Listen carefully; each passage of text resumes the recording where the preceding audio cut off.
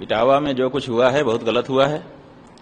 दोनों ही पक्ष उसमें हमारी दृष्टि से समान रूप से दोषी हैं, लेकिन उस घटना के हो जाने के बाद जिस तरह से उसका राजनीतिक उपयोग किया जा रहा है, हम समझते हैं वो और भी गलत है।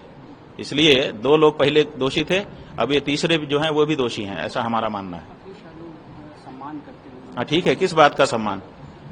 वो लोग अपनी जाति छुपा करके वहां गए, ऐसा वहां के लोग कह रहे हैं। तो जाति को छुपा करके जाना धोखा देना है। तो जब धोखा देना है तो धोखा देने वाले को सम्मान करने का कैसे बनता है? आप उनको सांत्वना दे सकते हैं कि भाई आपके साथ मारपीट हुई, ठीक नहीं है, लेकिन सम्मान अलग वस्तु होती है। तो इसलिए मारपीट नहीं करना चाहिए था। जिन लोगों ने मारपीट की बिल्कुल गलत किया उन्होंने।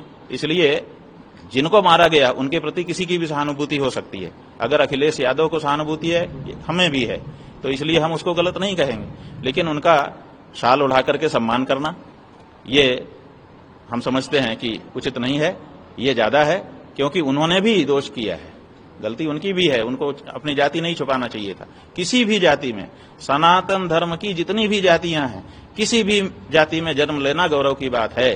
क्यों? क्योंकि सीधे भगवान के द्वारा 4 वर्ण जो बनाए गए हैं वो सीधे भगवान की रचना है, उन्हीं के अंगों से उनकी कल्पना की गई है। इसलिए हम जब एक ही परमात्मा के अंग हैं तो हमको इस बात का गौरव होना चाहिए। हाँ? नहीं, ऐसा है कि कथा तो भगवान की सबके लिए है, किसी के लिए नहीं, ऐसा नहीं। भगवान भी सबके लिए है। हर व्यक्ति अपने अपने घर में भगवान को बुलाता है, सबके घर में भगवान आते हैं। देखिए, जिसके घर में सोने का सिंहासन है ना, वो भी भगवान को बुलाता है, भगवान उसके घर में भी आते हैं। और जिसके घर में जगह ही नहीं है, दीवार में आला लगा करके उसी के आले में ला करके बैठा देता है, तो अनंत ब्रह्मांड नायक भगवान उसी आले में आके बैठ जाते हैं। इसलिए भगवान की तो कोई बात नहीं है। तो भगवान सबके हैं। भगवान की कथा कहने का, सुनने का सबको अधिकार है, लेकिन हमारे यहाँ कुछ मर्यादाएं भी बनाई गई हैं। तो उन मर्यादाओं में ये है कि जब सार्वजनिक रूप से कोई कथा होती है तो उसमें ब्राह्मण वक्ता व्यासासन पर बैठता है, ताकि हर वर्ण के लोग उससे सुन सकें, कोई ऐतराज न करे। ज्यादातर विरोध इसलिए भी है क्योंकि वो पहले बहुत कथा कहते थे। हाँ, यही बात है ना कि आप पहले बौद्ध कथा कह रहे थे, अब राम कथा, कृष्ण कथा कहने के लिए आ गए, और फिर आपने अपनी एक कल्पना करके जाति कर ली और उस जाति के अनुसार आपने कागज बनवा लिए और उसी के अनुसार अपना नाम लिखने लग गए। तो ये जो है, इससे पता चलता है कि वो जो व्यक्ति हैं वो जिस जाति के हैं उस जाति में अपने को गौरव महसूस नहीं कर रहे हैं, इसीलिए वो अपने आरोपित जाति, एक दूसरी जाति बना करके आए हुए हैं।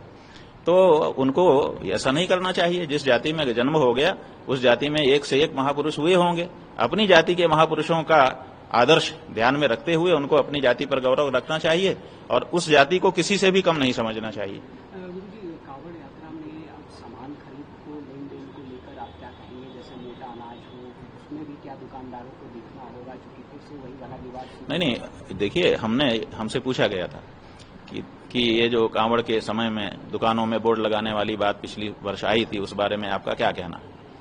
तो हमने कहा, देखिए, राजनीति की दृष्टि से इसमें कहा जा चुका, तभी तो आदेश पारित हुआ। फिर कानून की दृष्टि से भी कह दिया अपनी उच्चतम न्यायालय ने जो उसको कहना था।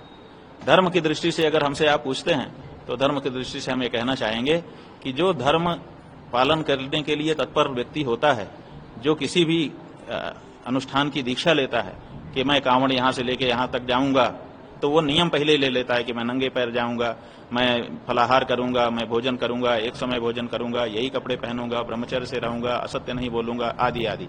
तो उसमें पवित्र भोजन का भी नियम होता है, और वो पवित्र भोजन जो है, कभी भी बना हुआ जो भोजन है सनातन धर्म में, उसको खरीद के खाने का नियम नहीं है।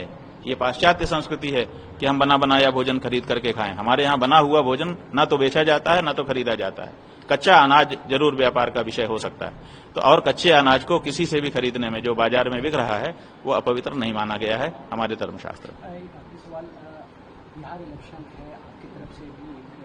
बिहार इलेक्शन हो, चाहे मध्य प्रदेश इलेक्शन हो, चाहे महाराष्ट्र इलेक्शन हो, चाहे भारत देश का इलेक्शन हो, हर इलेक्शन में हमने तय किया है कि हम सब सनातनी मतदान जरूर करेंगे, एक बात।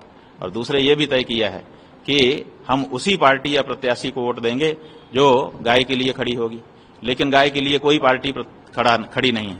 इसलिए अब किसी पार्टी को वोट न दे करके हम जो गाय के लिए प्रत्याशी खड़ा हुआ होगा उसको वोट देंगे और बिहार के इलेक्शन में भी यही करेंगे। क्या आपकी तरफ से भी ऐसे? हाँ, हमने गाय के लिए कह दिया है, हर विधानसभा में एक व्यक्ति गाय के लिए प्रत्याशी के रूप में खड़ा होगा, उसकी सूची हम जारी करेंगे और उसी को जो गौ मतदाता है वो वोट देंगे, ताकि गाय का वोट भी वोट है और अब ये धीरे धीरे बढ़ रहा है।